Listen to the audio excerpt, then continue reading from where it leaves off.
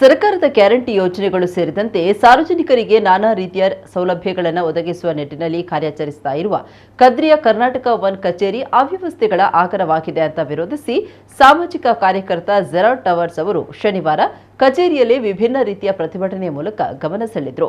Bill ಪಾವತಿಗಾಗಿ ಕಚೇರಿ ಒಳಹೋದ Gerald towers ಅವರು ಸೂಕ್ತ ಗಾಳಿಯ ವ್ಯವಸ್ಥೆ ಇಲ್ಲದೆ ಮೂರ್ಛೆ ಹೋದಾಗ ಅಲ್ಲಿದ್ದ ಸಾರ್ವಜನಿಕರು ಅವರನ್ನು ನೀರು ಕುಡಿಸಿ ಉಪಚರಿಸಿದರು. ಸಾಮಾಜಿಕ ಹೋರಾಟಗಾರ ಜಿಕೆ ಭಟ್ ಮಾತನಾಡಿ, ಸರ್ಕಾರದ ಗ್ಯಾರಂಟಿ ಯೋಜನೆಗಳು ಸೇರಿದಂತೆ ನಾನಾ ರೀತಿಯ ಸೌಲಭ್ಯಗಳನ್ನು ಜನರಿಗೆ ಮುಟ್ಟಿಸುವ ಕೆಲಸವನ್ನ ಕಾರ್ಯ ಮಾಡ್ತಾ ಇರುವ ಮಂಗಳೂರು ನಗರದ ಕದ್ರಿಯ ಕರ್ನಾಟಕ ಒನ್ ಕಚೇರಿಯಲ್ಲಿ ಕೆಲಸ ಕಾರ್ಯಗಳಿಗೆ ಹೋಗುವವರಿಗೆ ಗ್ಯಾರಂಟಿ ಇಲ್ಲದ ಪರಿಸ್ಥಿತಿ ನಿರ್ಮಾಣ ಆಗಿದೆ. ಕಚೇರಿಯ ಎಸಿ ಹಾಳಾಗಿ ಸುಮಾರು 10 ತಿಂಗಳು ಕಳೆದಿದೆ. ಕಚೇರಿಯಲ್ಲಿ ಪ್ರಾಕೃತಿಕ ಗಾಳಿ ಬರಲು ಕಿಟಕಿಗಳೇ ಇಲ್ಲ. ಇಲ್ಲಿ ದಿನವೊಂದಕ್ಕೆ ವಿದ್ಯಾರ್ಥಿಗಳು, ಹಿರಿಯ ನಾಗರಿಕರು, ಮಹಿಳೆಯರು, ವಿಕಲಚೇತನರು ಸೇರಿದಂತೆ ನೂರಾರು ಮಂದಿ ನಿತ್ಯ ನಾನಾ ರೀತಿಯ ಕೆಲಸ ಕಾರ್ಯಗಳಿಗೆ ಆಗಮಿಸುತ್ತಾರೆ.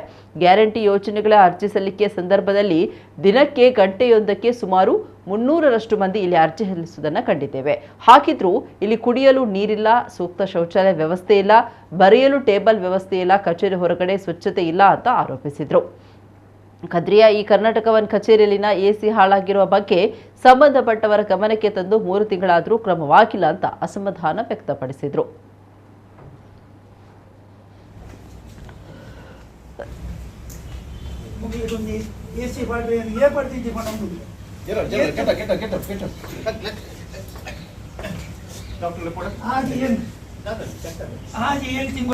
ಯಾನು ಪಂಡದಲ್ಲಿ 3 ತಿಂಗಳು ಅಂತ ತಿರ್ತಿದ್ದೀತೆ ನನ್ನ 10 ತಿಂಗಳು ಕಾಪೇರಲ್ಲ 1 ತಿಂಗಳು ಅವರ ಮುಗಿಲಿ ತಿಕ್ಕಾರೆ ಒಂಜಿ ಬರೆ ಪುನೆ ಒಂದು ಇಜ್ಜಿ ಮೂಲು ಸ್ಲಿಪ್ ಬರೆ ಪುನೆ ಮೂಲು ಪೊಂಜಲು 3 ದಿನ ಯಾನೊಂದು 2 ಪೊಂಜಲು ನೀರು ಬೇಕಾಗಿ ಹೆಚ್ಚಿನ ಮೂಲೊಂದು ಯಾಕಂತದ್ದು ಬರೀ ಇವರನ್ನು ಈ ಕರ್ನಾಟಕವನ್ನು ನಡೆಸುವವರಿಗೆ ಜವಾಬ್ದಾರಿ ಇಲ್ಲ ಅಂತ ಹೇಳುವಾಗ ನನಗೆ ಬೇಸರ ಆಗ್ತದೆ. ನನಗೆ ಇಷ್ಟ ತನಕ ನಾನು ಯಾವುದನ್ನು ಕೂಡ ಕೃತಕ ರೀತಿಯಲ್ಲಿ ಯಾವುದು ಕೂಡ ಮಾಡಲಿಲ್ಲ. ಯಾವುದು ನಾನು 15 ದಿವಸಕ್ಕೊಮ್ಮೆ ಬರ್ತೇನೆ, ನಂದು ಬಿಲ್ಸ್ ಎಲ್ಲ ಕಟ್ಟಲಿಕ್ಕೆ ನೋಡಿ. ಅಲ್ಲಿಂದ ಇಲ್ಲಿ ಸ್ಲೋಪಿಂಗ್ ಮಾಡ್ಲಿಕ್ಕೆ ಉಂಟು. ಹಿರಿಯ ನಾಗರಿಕರು ಬರ್ತಾರೆ, ಅಂಗವಿಕಲರು ಬರ್ತಾರೆ. ನಾನು ಒಂದು ದಿವಸ ಒಂದು ಪ್ರಾಯದವರು ಸುಮಾರು 75 ಇಯರ್ಸ್, 2 ಕಾಲಿಲ್ಲ, ಮೊಮ್ಮಗ ಹಿಡ್ಕೊಂಡು ಬಂದದ್ದು, ಅವನಿಗೆ ಹಿಡಿಲಿಕ್ಕೆ ಆಗುದಿಲ್ಲ. ಒಂದು ಕಡೆ ನಾನು ಹಿಡಿದು ಕರ್ಕೊಂಡು ಹೋಗಿ ಈಗ ಟೆಂಡರ್ ತೆಗೆದವರು ಅವರು ಬರುವುದು ಅಲ್ಲ, ಟೆಂಡರ್ ತೆಗೆದವರು ಈ ತರ ಟೆಂಡರ್ ತೆಗೆದವರು ಕಾಂಟ್ರಾಕ್ಟ್ ಇದ್ದದ್ದು ಇಡೀ ಕರ್ನಾಟಕಕ್ಕೆ ಕೊಟ್ಟಿರಬೇಕು.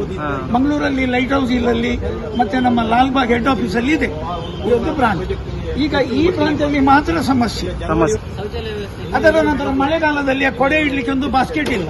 ಅದರ ನಂತರ ಬಾಗಿಲಕ್ಕೆ ಒಬ್ಬರು ಬಿದ್ದರು ಸರ್, ಅದಕ್ಕೆ ಒಂದು ರಬ್ಬರ್ ಇದು ಮ್ಯಾಚಿಂಗ್ ಆಗಬೇಕು, ಅದು ಇಲ್ಲ. ಅದರ ನಂತರ ಟಾಯ್ಲೆಟ್ ನಾನು ಫೈಟ್ ಮಾಡಿ 6 ತಿಂಗಳಾಯ್ತು. ಒಂದು ಲೇಡೀಸ್ ಟಾಯ್ಲೆಟ್ ಓಪನ್ ಆಯ್ತು, ಜೆಂಟ್ಸ್ ಇನ್ನೂ ಇಲ್ಲ.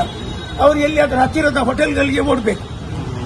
ಇಲ್ಲಿ ಲಾಲ್ಬಾಗ್ 3 ಕಡೆ ಇದೆ, ಇಲ್ಲಿ ಮಂಗಳೂರು ನಗರದ ಒಳಗೆ. ಅದರಲ್ಲಿ ಅದು ಲಾಲ್ಬಾಗ್ ಬಿಟ್ಟರೆ ಇಲ್ಲಿ ಹೈಯೆಸ್ಟ್ ಜನ ಬರುವಂಥ ಸ್ಥಳ. ಸರ್ಕಾರದ ಸವಲತ್ತು ಇರುವಾಗ ಅದನ್ನು ಜನರಿಗೆ ಕಲ್ಪಿಸಬೇಕಲ್ಲ. ಒಂದು ಕುಡಿಲಿಕ್ಕೆ ನೀರಿಲ್ಲ, ಒಂದು ಬರೀಲಿಕ್ಕೆ ಟೇಬಲ್ ಇಲ್ಲ, ಇಲ್ಲಿಗೆ ಬಂದವರಿಗೆ ಟಾಯ್ಲೆಟ್ ಇಲ್ಲ. ಟಾಯ್ಲೆಟ್ಗೆ ಅಲ್ಲಿ ಪಕ್ಕದ ನಗರ ಪಾಲಿಕೆ ಟಾಯ್ಲೆಟ್ಗೆ ಹೋಗಬೇಕಾಗ್ತದೆ. ಈಗ ಬರ್ತಾ ಕರೆಂಟು, ನೀರು, ಟ್ಯಾಕ್ಸು ಎಲ್ಲ ಇಲ್ಲಿ ಇದನ್ನು ಸೌಕರ್ಯ ನಾವು ಯೂಸ್ ಮಾಡ್ತಾ ಇದ್ದೇವೆ. ನೋಡಿ ಈಗೆಲ್ಲ ನಮಗೆ ನೋಡಿ ಒಂದು 10 ನಿಮಿಷ ನಿತ್ಯ ಇಲ್ಲಿ ಉಸಿರುಗಟ್ಟುವಂಥ ಸ್ಥಿತಿ ಆಯಿತು. ಅದು ಏಜ್ ಆದವರಿಗೆ ಮತ್ತು ಜಾಸ್ತಿ ಆಗ್ತದೆ. ಅಸ್ತಮ, ಉಬ್ಬಸ ಇದ್ದವರಿಗೆಲ್ಲ ಈ ಉಸಿರುಗಟ್ಟುವ ವಾತಾವರಣದಲ್ಲಿ ಅವರ ಚಕ್ಕರ್ ಬರ್ತದೆ ತಲೆಗೆ. ಇಷ್ಟು ದಿನಕ್ಕೆ 100,000 ಜನ ಬರ್ತಾ ಇದ್ದಾರೆ. ಯಾವಾಗದಿಂದ ಸರ್ ಇಷ್ಟು? ಯಾವುದು ಇದು ಸುಮಾರು ವರ್ಷದಿಂದ ಆಯಿತು. ಮುಂಚೆ AC ವರ್ಕ್ ಆಗ್ತಿತ್ತು ಲಾಸ್ಟ್ ಇಯರ್, ಆಮೇಲೆ ಹಾಳಾಗಿದೆ. ಅಟ್ಲೀಸ್ಟ್ ಕಿಟಕಿ ಓಪನ್ ಮಾಡಿ ಫ್ರೆಶ್ ಏರ್ ಮಾಡುವಾಗೆ ಯಾವ ವ್ಯವಸ್ಥೆ ಇಲ್ಲ. ನೋಡಿ, ಕಂಪ್ಲೇಂಟ್ ಕೊಟ್ಟರೆ ಕೇಳುವರಿಲ್ಲ ಇವರಿಗೆ. ಸರ್ಕಾರದಿಂದ ಕರೆಕ್ಟಾಗಿ ಪೇಮೆಂಟ್ ಆಗ್ತದೆ. ಪ್ಲಸ್ ಇವತ್ತು ಖಾತಾ ಮಾಡಿ ಸಹ ಇಲ್ಲೇ ಆಗ್ತಾ ಇದೆ. ಈ ಖಾತಾ ಅದಕ್ಕೂ ಸಹ ಪ್ರತಿ ಒಂದು ಖಾತೆಗೆ ಎಷ್ಟು ಅಂತೇಳಿ ನಗರ ಪಾಲಿಕೆ ಇವರಿಗೆ ಪೇಮೆಂಟ್ ಮಾಡ್ತಾ ಉಂಟು. ಇವರ ಸ್ಟಾಫ್ಗಳ ಸರ್ವಿಸ್ ಒಳ್ಳೇದುಂಟು, ಇಲ್ಲ ಅಂತ ಹೇಳೋದಿಲ್ಲ. ಬಟ್ ಇದನ್ನು ಕಾಂಟ್ರಾಕ್ಟ್ ತಗೊಂಡವರದ್ದು ಅವಸ್ಥೆ ನೋಡಿ ಸರ್. ಇದು ನೋಡಿ, AC ಹಾಳಾಗಿ ಬಿದ್ದಿದೆ. ನಾವು AC ಕೇಳ್ತಾ ಇಲ್ಲ, ಅಟ್ಲೀಸ್ಟ್ ಎಲ್ರಿಗೊಂದು ಫ್ಯಾನ್ ಹಾಕಿ ಕಿಟಕಿ ತೆಗೆದು ಫ್ರೆಶ್ ಗಾಳಿ ಬರುವಾಗೆ ಮಾಡಿ.